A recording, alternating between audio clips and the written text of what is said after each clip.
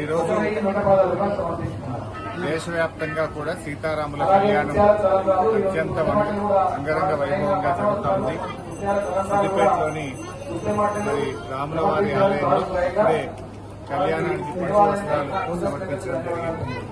ఆ సీతారామచంద్ర స్వామి ఆశీస్సులతో ఈ దేశం ఈ రాష్ట్రం అంతా కూడా సుభిక్షంగా ఉండాలని, రాబోయే రోజుల్లో కూడా ఈ దేశం ఈ రాష్ట్రం ఇంకా బాగా అభివృద్ది పథంలో ప్రయాణించి ప్రజలందరూ కూడా సుఖ సంతోషాలతో ఆయుర ఆరోగ్యాలతో ఉండాలని, ఎలాంటి ఇబ్బందులు కష్టాలు ప్రజలకు రాకుండా మంచి పాలన ప్రజలకు అందాలి, ప్రజలందరూ బాగుండాలి.